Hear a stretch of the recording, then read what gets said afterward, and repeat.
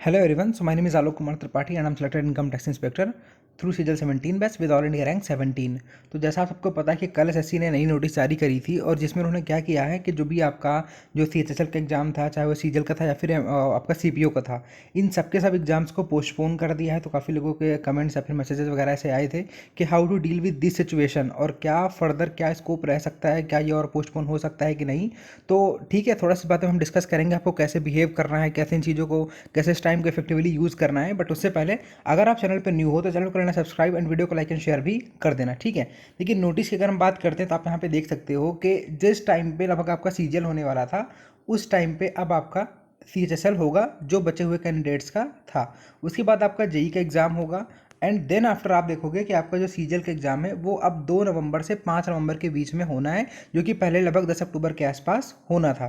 फिर उसके बाद आपके जो अदर्स बचे हुए एग्ज़ाम हैं, तो यहाँ पे हम मेनली कवर करेंगे सीजीएल को ही, क्योंकि मोस्ट ऑफ द जो मेरी ऑडियंस है वो सीजीएल की है। देखिए, सबसे पहले अगर हम बात करते हैं कि क्या ये जो डेट है ये फिक्स मानी जाए या ये और पीछे जा सकती है, तो देखिए दोनों चीज़ें पॉसिबल हैं।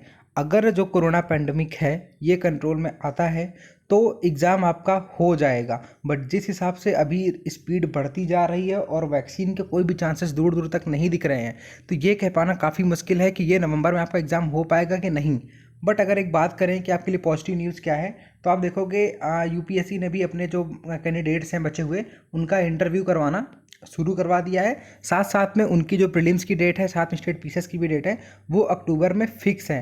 दैट मीन्स ये माना जा सकता है कि भी आपके पास अगस्त सितंबर 2 महीने पूरे पूरे हैं और इन 2 महीनों में कुछ मिरेकल होता है, कुछ ऐसे मेजर्स आते हैं जिससे जो आपकी कोविड के फैलने की रफ्तार है अगर ये कम होती है तो आपका एग्ज़ाम ईजिली हो जाएगा। अगर नहीं होता है तो आपको पता है कि ये हमारी मजबूरी है, ये मतलब ये कोई सरकार खुशी खुशी में नहीं कर रही है, इस टाइम पे ये मजबूरी है और हर देश की ये मजबूरी है कि एग्ज़ाम को पोस्टपोन किया ही किया जाएगा अगर कंट्रोल में नहीं आता है तो। बट हम सब यही होप करेंगे, यही प्रे करेंगे कि एग्ज़ाम आपका ऑन टाइम हो, जल्दी से जल्दी हो, क्योंकि उस आप अगर वो सीजल 18 भी फंसा हुआ है और 19 भी फंसा हुआ है, जो 20 वाले हैं उनका लेट होता जा रहा है, ठीक है।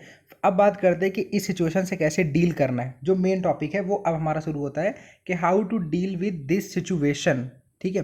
देखिए, आपसे मैं बस इतना कहना चाहूँगा कि अपने दिमाग को कूल एंड कंपोज रखिए। आपको पता है कि हमारे टाइम पे पहले तो मेंस हमारा नवंबर में होना था, फिर दिसंबर में होना था, फिर जनवरी में हुआ था और फिर फरवरी में हुआ था।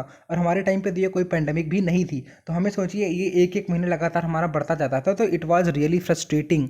तो अगर बात करें कि मैं कैसे डील करता था, तो आप लोग समय भी हंस भी सकते हो। बात ही ऐसी थी कि जब भी पोस्टपोन की नोटिस आती थी तो मैं 3-4 दिन नहीं पढ़ाई करता था। दैट मीन्स अगर मतलब पढ़ता भी था तो बस 1-2 घंटे फॉर्मेलिटी के लिए पढ़ लेता था। आने वाले 3-4 दिन में बिल्कुल पढ़ाई नहीं करता था, दोस्तों से बात करता था, घूमता फिरता था, सोशल मीडिया का उस टाइम पे यूज़ कर लेता था। इससे ये होता था कि जो थोड़ा आपके माइंड पे प्रेशर बन जाता है कई बार कि यार किस्मत ही ख़राब है, झंड किस्मत है मेरी, मेरा कुछ नहीं हो सकता, जो एग्ज़ाम देता हूँ वहाँ फंस ही जाता है। तो इस चीज़ से थोड़ा उस टाइम पे आप कोप अप कर सकते हो, अपने आप को थोड़ा सा मेंटली स्टेबल बनाइए। आप हो सकता है कि आप अभी बीच में अगर चाहो तो 2-3 दिन ब्रेक लीजिए, थोड़ा सा अपने पेरेंट्स के साथ रहिए, घूमिए फिरिए, दोस्तों से मिलिए।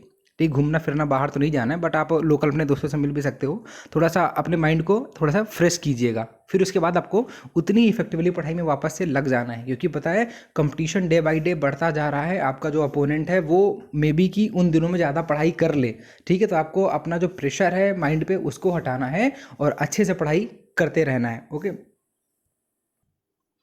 और सेम बात ही मैं कहूँगा सीएचएसएल वालों को भी कि आपका अगर एग्ज़ाम बचा हुआ है तो ठीक है, आपके पास कोई ऑप्शन है नहीं और कोई एग्ज़ाम अभी आपका होने भी नहीं वाला है। और आप ये बात अच्छी मानिए कि एसएससी कम से कम आपको एक टाइम टू टाइम अपडेट दे रहा है। आपके पास एक होप है कि एसएससी एक ऐसा ऑर्गेनाइजेशन है जो हर साल अपने एग्ज़ाम्स करवाता ही करवाता है। आप एक बार उनके बारे में भी सोचिए, जो स्टेट एग्ज़ाम्स की तैयारी करते हैं या फिर जो आपकी रेलवे की तैयारी कर रहे थे, तो उनका तो कुछ अता पता ही नहीं है। तो आप उनसे तो एक बेटर सिचुएशन में हो, उनसे एक बेटर मेंटल स्टेट में हो, तो आप इसको आप अपॉर्चुनिटी मानिए, खुद को लकी मानिए कि आप एक ऐसे ऑर्गेनाइजेशन की तैयारी कर रहे हो जो एटलीस्ट हर साल एग्जाम करवाता है। और रिजल्ट मैं कहता हूँ मेरे 3 साल में हुआ था, हमारा 17 वालों का 2 साल में होगा। बट आपको ये होप तो है कि एक ना एक दिन होगा। थोड़ा सा रिस्पॉन्सिबल ये इंस्टीट्यूशन है, हर साल एग्जाम्स होता है, वही CHSL, CGL, CPO, MTS, 4 exams main होते हैं जो कि आप सभी के सभी दे सकते हो। तो बिल्कुल प्रेशर में नहीं आना है, खुद को लकी मानते हुए ये मानिए कि आप इस पेंडेमिक में भी आप अपने घर पे हैं, सुकून से हैं, पढ़ रहे हैं।